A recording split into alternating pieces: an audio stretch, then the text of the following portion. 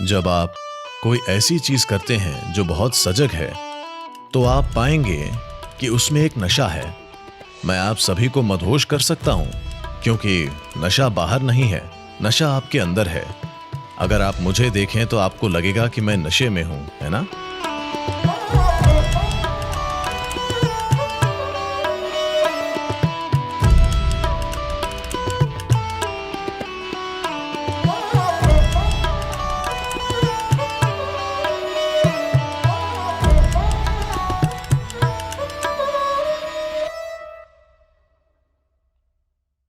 अगर आप मुझे देखें तो आप सोचेंगे कि मैं नशे में हूं, है ना?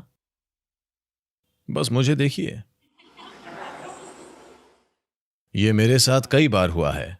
लोग जो हिमालय और बाकी जगहों पर इन चीजों का सेवन करते हैं, वे हमेशा मुझे बुलाते हैं, क्योंकि जब वे मुझे देखते हैं तो उन्हें लगता है कि मैं जरूर नशा करता हूं।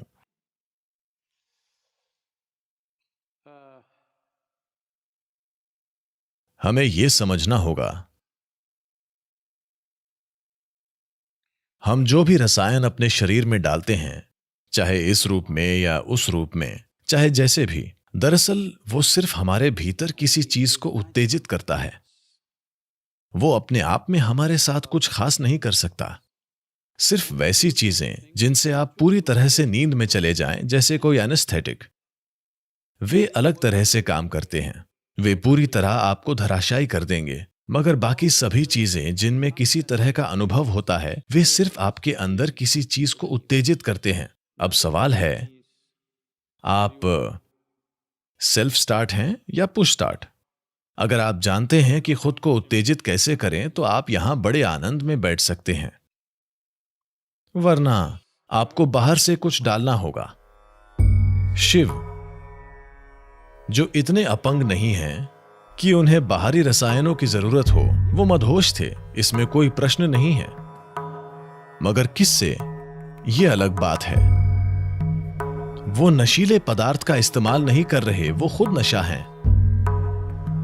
तो मैं आपके लिए इसे संभव बना सकता हूं। अगर आप एक खास तरह से मेरे साथ रह सकते हैं, तो मैं आप सभी को मदहोश कर सकता हूं। क्योंकि नशा बाहर नहीं है, नशा आपके अंदर है।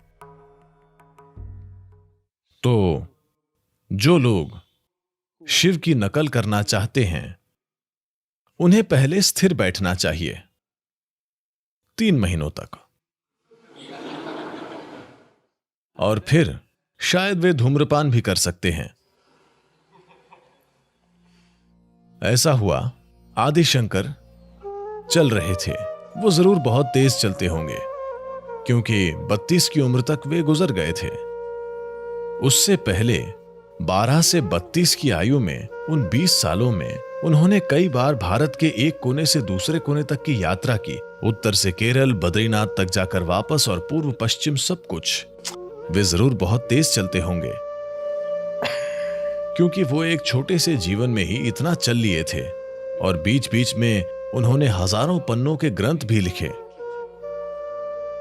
वे ये सब लिखने के लिए कहीं बैठे होंगे। तो वो बहुत तेज तेज चल रहे थे। उनके पीछे उनके शिष्यों का एक समूह धीरे धीरे दौड़ रहा था। फिर उन्होंने एक गांव के बाहर देखा।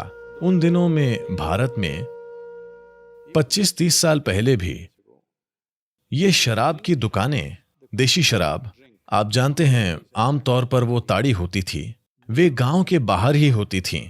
उसे कभी गांव में नहीं लाया जाता था। अब वो गांव में, आपके घर के बगल में, आपके बच्चे के स्कूल के सामने वे शराब बेचते हैं। यह अलग बात है। उन दिनों वो हमेशा शहर के बाहर होती थीं। तो वहां कुछ लोग इकट्ठा होते थे और वो पीते थे। शंकर ने उनकी नशे से धुत हालत देखी। उन्होंने शंकर को देखा, वो एकदम सीधा देखते थे। आप जानते हैं, शराबी हमेशा सोचते हैं कि वे सबसे अच्छा समय बिता रहे हैं। यह दुर्भाग्य है। वे हमेशा सोचते हैं कि वे अपने जीवन में सबसे अच्छा समय बिता रहे हैं और बाकी हर कोई उससे चूक रहा है। तो उन्होंने कुछ टिप्पणियां की। एक शब्द बोले बिना शंकर दुकान में गए। वहां ताड़ी का एक घड़ा रखा था। उन्होंने बस उसे उठाया और पी लिया और वापस रखकर फिर चल पड़े। तो शिष्यों ने देखा कि उनके गुरु एक पूरा घड़ा ताड़ी पी गए। फिर उन्होंने तेज चलना शुरू कर दिया। उनके पीछे शिष्य भी चल पड़े। उनके बीच चर्चा हुई, जब हमारे गुरु पी सकते हैं तो हम क्यों नहीं पी सकते। उन्हें बस एक बहाने की जरूरत थी। तो वे ये चर्चा कर रहे थे और वो जानते थे कि क्या हो रहा है। तो वो अगले गांव आ गए। वे भी पीछे चल रहे थे। वहां एक लोहार पिघले हुए लोहे के साथ काम कर रहा था। वो बस गए, उसे उठाया और पी गए और फिर आगे चलने लगे। शिष्य जानते थे कि उन्हें ये नहीं पीना है।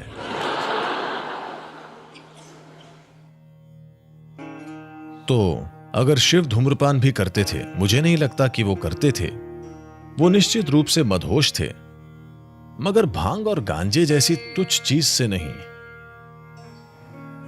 वो मदहोश जरूर हैं, इसमें कोई प्रश्न नहीं है। हमेशा, चाहे वो धूम्रपान करते भी थे, तो क्या आप वे सब चीजें कर सकते हैं जो वो करते हैं? मैं पूछ रहा हूं। इसके योग्य बनने के लिए अगर आप 3 महीने स्थिर बैठ सकते हैं तो मैं आपको वो पदार्थ दूंगा।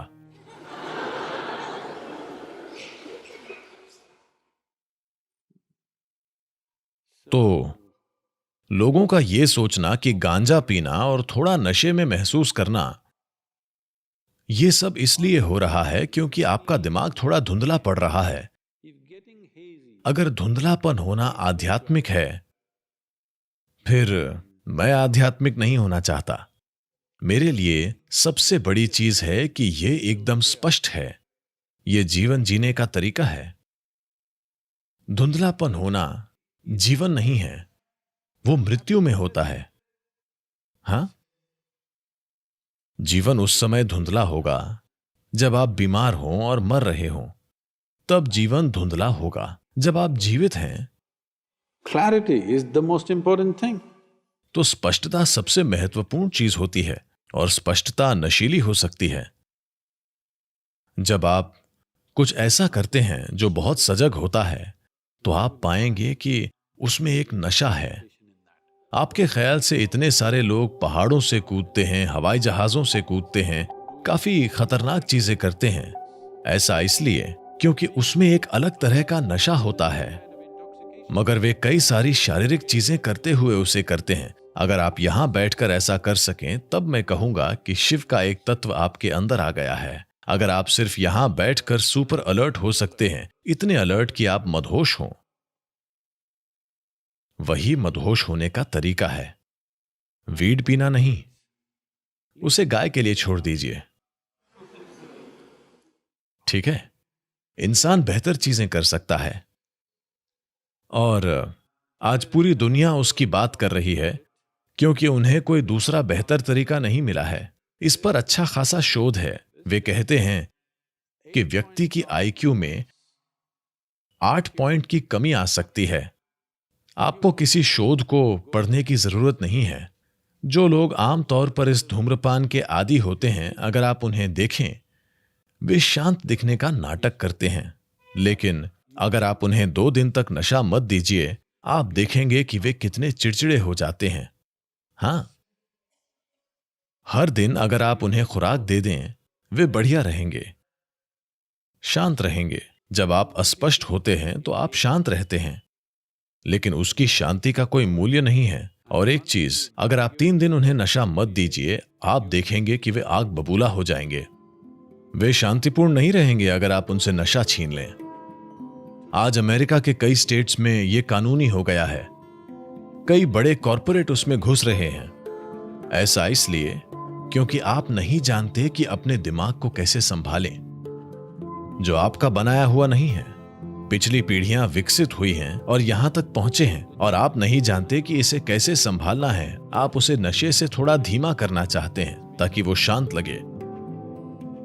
ये जवाब नहीं है। अगर आप कुछ समय के लिए नशा रोक दें, फिर आप देखेंगे कि आपकी शांति उड़ जाएगी। किसी भी रसायन में कुछ आध्यात्मिक नहीं होता। अगर आपको पागल होने के सिवाय अपने दिमाग के लिए कोई बेहतर इस्तेमाल नहीं मिला है, तो marijuana आपके काम आ सकता है। कम से कम आप किसी को तंग नहीं करेंगे, आप नशे में होंगे और बस कहीं बैठे रहेंगे।